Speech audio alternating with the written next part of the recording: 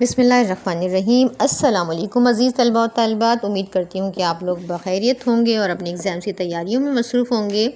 تو آج ہم فرسٹ ایئر کی غزل ہے اور یہ مرزا اسد اللہ خاں غالب کی غزل ہے، تو اس کی آج ہم تشریح کریں گے اور حوالہ شاعر وغیرہ بھی دیکھیں گے اور مشکل الفاظ کس طرح کرنے ہیں۔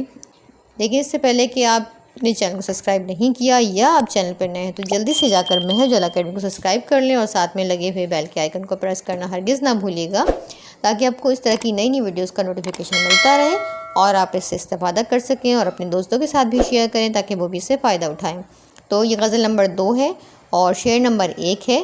دل ہی تو ہے سنگ و خشت، درد سے بھر نہ آئے کیوں، روئیں گے ہم ہزار بار کوئی ہمیں ستائے کیوں۔ تو نظم کا عنوان کی آپ نے ہیڈنگ لگانی ہے، یہ غزل ہے اور شاعر کا نام لکھیں گے آپ مرزا اسد اللہ خاں غالب، حوالہ شاعر دیں گے آپ، اس کی ہیڈنگ لگائیں گے کہ پیش نظر شعر مرزا غالب کی غزل سے لیا گیا ہے جو کہ اردو کے پہلے فلسفی شاعر ہیں۔ پھر آپ نے تعارف شاعر کی ہیڈنگ لگانی ہے۔ اسد اللہ خاں نام اور غالب تخلص تھا۔ شروع میں تخلص اسد رکھتے تھے، مگر جب لوگوں میں ان کی شاعری کی پذیرائی نہ ہوئی تو انہوں نے اپنا تخلص بدل کر غالب رکھ لیا۔ آپ کے والد عبداللہ بیگ مغلیہ فوج میں ملازم تھے۔ جب وہ الور کی لڑائی میں مارے گئے تو اس وقت غالب کی عمر صرف 5 سال تھی۔ اس کے بعد چچا نے کفالت کی۔ 8 برس کی عمر میں چچا کا بھی انتقال ہو گیا۔ آپ نے دہلی میں سکونت اختیار کر لی۔ آپ کے انتقال کے بعد نظام الدین اولیاء کے پاس دفن کیے گئے۔ پھر مشکل الفاظ ہے۔ سنگ و خشت کہتے ہیں اینٹ پتھر، اس کا مرکزی خیال کہہ لیں یا مفہوم کہہ لیں کہ ہم ایک حساس دل رکھتے ہیں، کوئی ستائے گا تو ضرور روئیں گے اور یاد کریں گے۔ اس کی تشریح کہ مرزا غالب کہتے ہیں کہ ہمارے سینے میں دل ہے جو گوشت پوست کا ہے بنا ہوا ہے اور قدرت نے اسے احساس کی صلاحیتیں بخشی ہیں۔ یہ پتھر یا اینٹ کی طرح ٹھوس چیز نہیں ہے۔ دل ایک ایسی حساس چیز ہے جو خوشی اور غم کے جذبات سے متاثر ہوتا ہے، اس لیے محبوب کی طرف سے جب ہم پر ظلم و ستم ہوتا ہے تو دل کا غم زدہ اور غمگین ہونا ایک فطری بات ہے۔ ہم کتنا بھی صبر کر لیں، ظلم و ستم برداشت کریں، مگر اس برداشت کی بھی کوئی حد ہوتی ہے۔ آخر صبر کا پیمانہ لبریز ہوتا ہے اور ہماری آنکھوں سے چھلک پڑتے ہیں، آنسو سے جو ہے وہ ہماری آنکھوں سے چھلک پڑتے ہیں۔ شعر نمبر 2 ہے کہ دیر نہ حرم نہیں، در نہیں، آستہ نہیں، بیٹھے ہیں راہ گزر پہ ہم، غیر ہمیں اٹھائے کیوں۔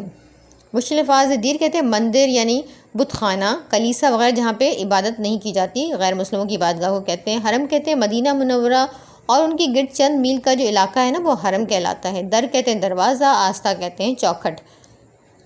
پھر ہے مرکزی خیال۔ ہم کسی ممنوعہ جگہ نہیں بلکہ سر راہ بیٹھے ہیں، کسی کو ہمیں اٹھانے کے کوئی حق نہیں۔ تو یہ مفہوم جو لکھیں گے تو آپ کو اچھا اس میں جو امپریشن پڑے گا آپ کی تشریح پہ۔ پھر تشریح ہے کہ مرزا غالب اس شعر میں کہتے ہیں کہ ہم کسی بت خانے کے سامنے نہیں بیٹھے، یہ پنڈت و برہمن ہمیں اٹھانے کا حق رکھتے ہوں، نہ ہم خانہ کعبہ کے دروازے پہ بیٹھے ہیں کہ خادم کعبہ ہمیں اٹھانے کا حق رکھتا ہو، اور نہ ہم کسی کے محبوب کے دروازے پر بیٹھے ہیں کہ ہمیں وہاں سے اٹھا دیا جائے، اور نہ ہم نے کسی کے محبوب کے دروازے پر بیٹھے ہیں ہمیں وہاں سے اٹھا دیا جائے، اور نہ ہی ہم نے کسی امیر یا رئیس کی چوکھٹ یا درگاہ پر ڈیرا جمایا ہے کہ ہمیں وہاں بیٹھنے کی اجازت نہ ہو۔ اس کے برعکس ہم تو ایک فقیر کی مانند راستے کی طرف ہو کر بیٹھے ڈیرا جمائے بیٹھے ہیں، اور یہ ایک عام گزرگاہ ہے۔ پھر یہ لوگ ہمیں کیوں پریشان کرتے ہیں؟ یہاں ایک باریک نکتہ ہے۔ دراصل شاعر یہ کہنا چاہتا ہے کہ ہم ایک راہ گزر پر اس لیے بیٹھے ہیں کہ ہو سکتا ہے کہ محبوب کا ادھر سے گزر ہو اور ہم اس کے دیدار کا شرف حاصل ہو، لیکن لوگوں کو یہ بات بھی ناگوار گزرتی ہے۔ شعر نمبر 3 ہے۔ جب وہ جمال دل فروز، صورت مہر نیم روز، آپ ہی ہو نظارۂ سوز، پردے میں منہ چھپائے کیوں۔ مشکل الفاظ ہے۔ دل فروز کہتے ہیں دل کو روشن کرنے والا، مہر نیم روز کہتے ہیں آدھے دن کا سورج، مراد انتہائی چمکتا سورج۔ مرکزی خیال کہہ رہے ہیں یہاں پہ کہ محبوب کا حسن ہے دوپہر کی سورج کی مانند ہے جسے کوئی دیکھنے کی تاب نہیں لا سکتا۔ تشریح ہے اس کی کہ مرزا غالب نے شعر میں اپنے محبوب کے حسن کے دوپہر کے چمکتے ہوئے سورج سے تشبیہ دی ہے۔ کہتے ہیں کہ محبوب کا جو حسن ہے وہ تو ایسا ہے جیسے دوپہر کے سورج کا نظارہ ہو جو جلا دینے والا ہوتا ہے۔ پھر اسے منہ چھپانے کی ضرورت کیا ہے؟ اس پر تو نگاہ ہی نہیں ٹھہر سکتی، یعنی اس کا پردہ ہی پردہ ہے، اسے دیکھنے کی کوئی تاب نہیں لا سکتا۔ شعر نمبر 4 ہے کہ قید حیات و بند غم، اصل میں دونوں ایک ہیں، موت سے پہلے آدمی غم سے نجات پائے کیوں۔ مشکل الفاظ۔ قید و حیات کہتے ہیں زندگی کی پابندی، بند غم کہتے ہیں غم کی قید۔ مرکزی خیال ہے زندگی اور غم لازم و ملزوم میں موت سے پہلے غم سے رہائی ممکن نہیں۔ تشریح اس کی مرزا غالب کہتے ہیں کہ زندگی اور غم جو ہے وہ لازم و ملزوم ہے، ایک دوسرے میں چولی دامن کا ساتھ ہے۔ انسان کے لیے ممکن ہی نہیں کہ اس دنیا میں زندگی بسر کرے اور اسے پریشانیوں اور تکلیفوں کا سامنا کرنا پڑے۔ زندگی پھولوں کی سیج نہیں بلکہ کانٹوں کا بچھونا ہے۔ دراصل زندگی غم و آلام کے سمندر میں ڈوب کر ابھرنے کا نام ہے۔ جب تک زندگی ہے، حالات و مصائب زمانہ کا مقابلہ کرنا انسان کا مقدر ہے۔ ہاں، جب موت آتی ہے تو ہر تکلیف اور دکھ کا خاتمہ ہو جاتا ہے۔ انسانی زندگی دکھوں سے عبارت ہے۔ شعر نمبر 5 ہے اور یہ آخری شعر ہے۔ غالب خستہ کے بغیر کون سے کام بند ہے، روئیے زار زار کیا، کیجیے ہائے ہائے کیا۔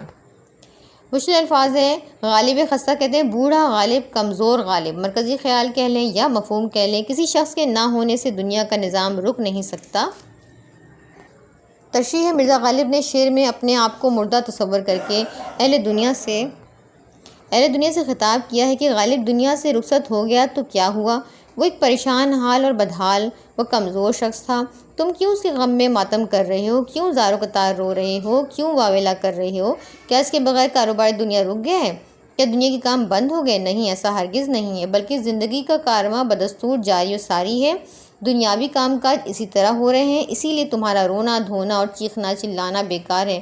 مطلب یہ ہے کہ دنیا کا سلسلہ اور نظام بڑا عجیب ہے۔ بڑے بڑے اہم لوگ دنیا سے رخصت ہو گئے، مگر دنیا کے دھندے بدستور چلتے رہے۔ انسان آتے جاتے رہتے ہیں اور زندگی کی گاڑی رواں دواں رہتی ہے۔ کوئی شخص ایسا ناگزیر نہیں ہے کہ اس کے بغیر کاروبار حیات معطل ہو جائے۔